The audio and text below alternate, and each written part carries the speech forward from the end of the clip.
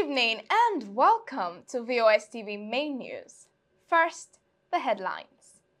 Labour Party presidential candidate in the 2023 general elections, Peter Obi, leads mass protest to National Assembly over electronic transmission.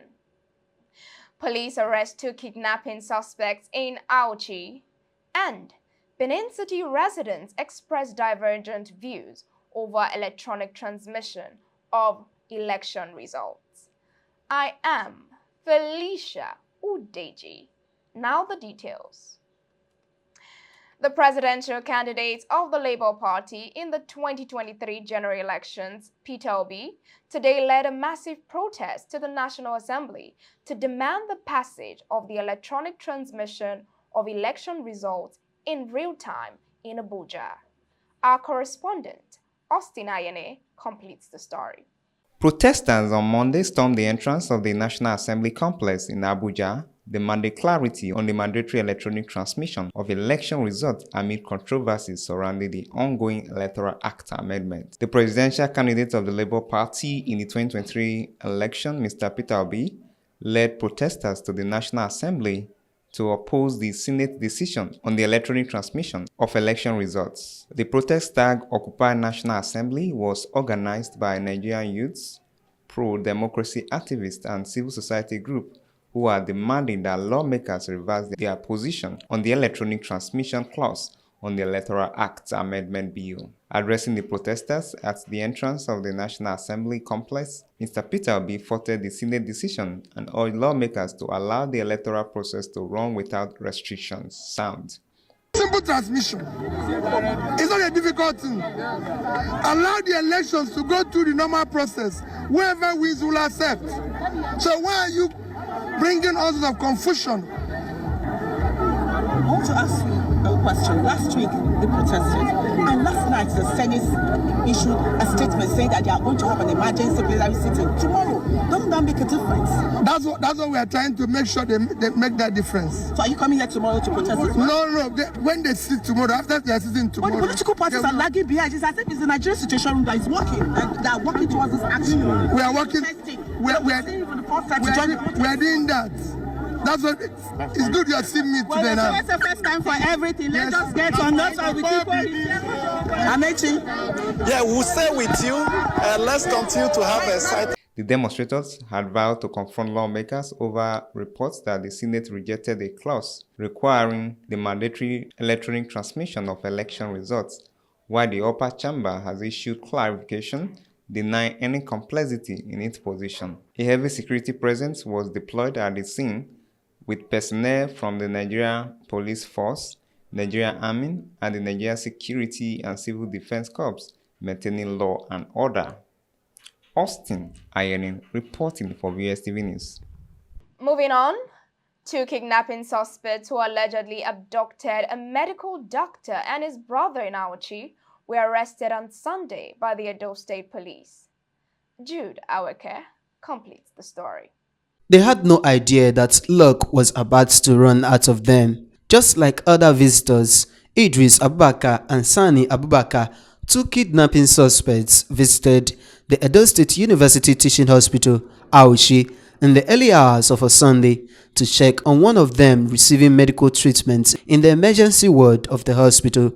Abu Ibrahim, one of the doctors in the facility, identified a duo as some of those who abducted him and his brother, Abu Tahi, whom they have killed during the incident. The doctor notified his colleagues, who immediately contacted the Auchi Divisional Police for the arrest of the suspects. The 2 men were initially abducted in January at the Igbira camp in Auchi, near the military barracks. Community leaders described the arrest as a major breakthrough in the fight against kidnapping in Auchi. They called for a thorough investigation to uncover the wider network behind the recent spate of kidnappings in Auchi and Edonans at large. They also praised the efforts of Governor Mondo Okpebholo, noting that his interventions are yielding positive results in the fight against insecurity. We went to General Hospital today to say they have a patient, their brother, who is in the General Hospital. That process they came to pay. Dr. Ibrahim was in the hospital. he saw them, he knows them. He now said, these are the two persons that kidnapped him, that were together in the bush. He called other doctor to tell him this is what he saw. But before we do that, the doctor he called first, called police. So before we get there, the police came and they took them away.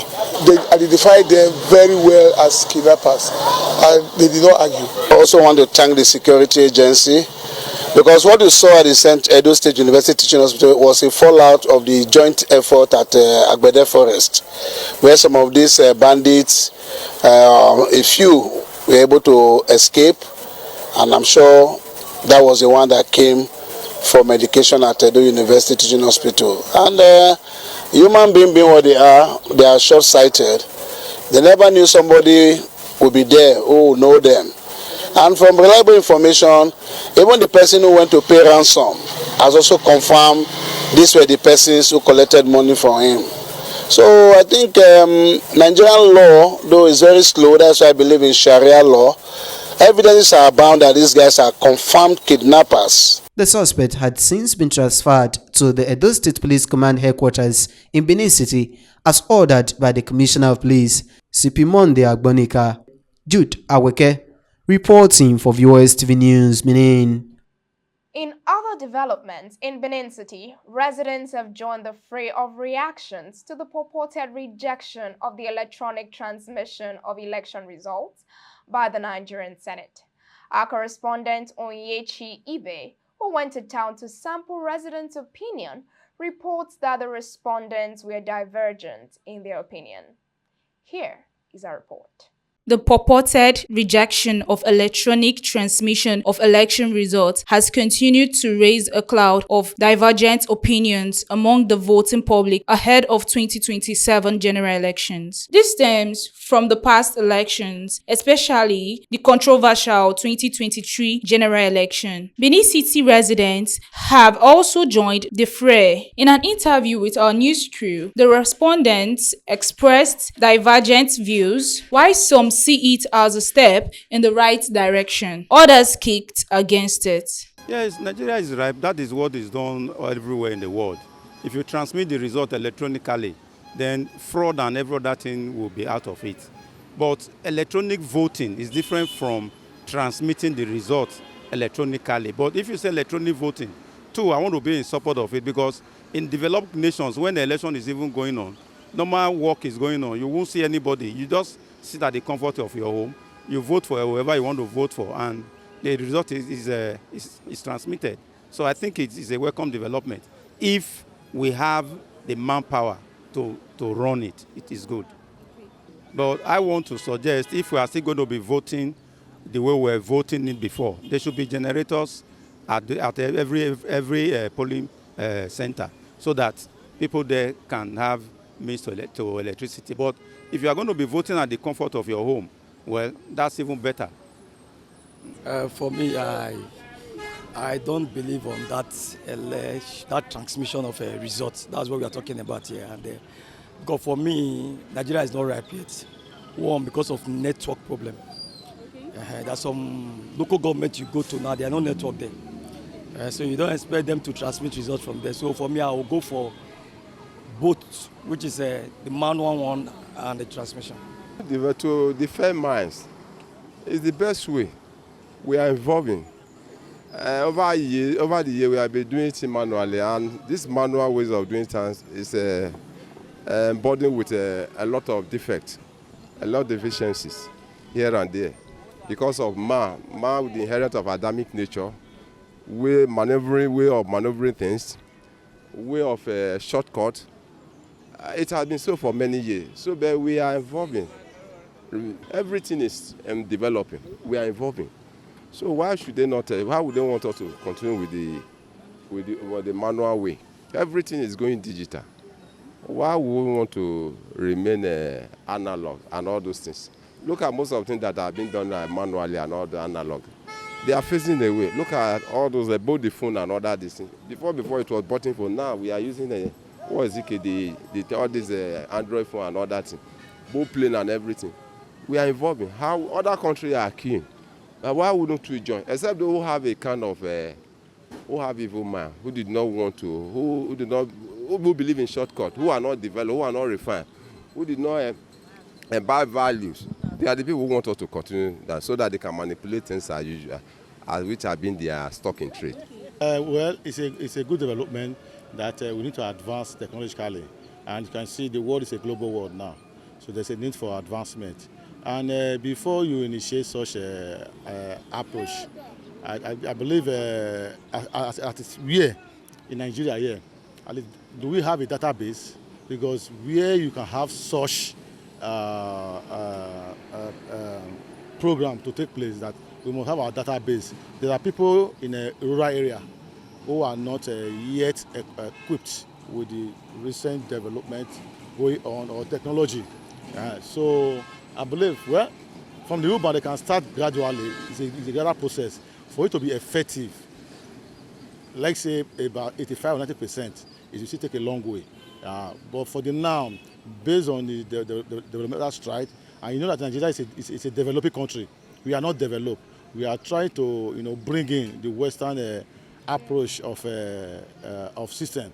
So it's a gradual process. And for me, I think I'm in support of it, that it should be introduced. But for efficiency, for the now, we cannot expect 100% now. Rather, it will start from maybe from a local rural area, from there to urban, then new education also take place. That is what I see for the now. Okay. What I want to say is that Nigeria have all it takes to do a quality, credible election that is done in the United States. We all saw the type of election that the United States did. Everybody, even we in other countries, we were viewing the countdown of their voting system. We were all viewing it. That's everybody can access the countdown in all countries. So it was nothing like a fraudulent or a manipulative kind of election. If Nigeria wants the election to be free and fair and credible, they have all it takes. Only that politicians, have a way of manipulating our results. Until we take this country by our own hands, politicians will continue to manipulate us. Like the youths now, when we come to where youth will come in oneness, some other youths will be like thugs in the hands of politicians. Sure, you understand? Yeah.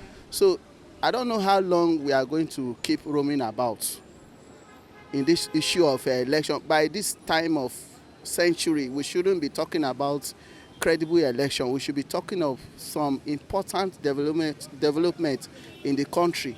Meanwhile, the Senate have scheduled an emergency hearing this Tuesday to deliberate on the issue, which is sparkling reactions nationwide. Recall that protesters, including civil society groups and the candidate of the Labour Party in 2023 presidential election, Peter Obi, have stormed the National Assembly on Monday to register their grievances against the Senate's rejection of the electronic transmission of election results.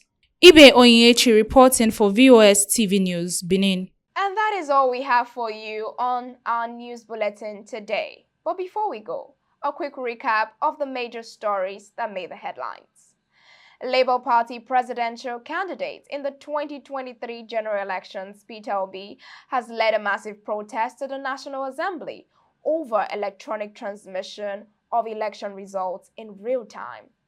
We also brought to you that police have arrested 2 kidnapping suspects in Auchi who were reported to have kidnapped 2 medical doctors, killed one brother, and released the other on ransom. And finally, we brought to you that Benin City residents have expressed divergent views over electronic transmission of results in real time. That is all on the news for today.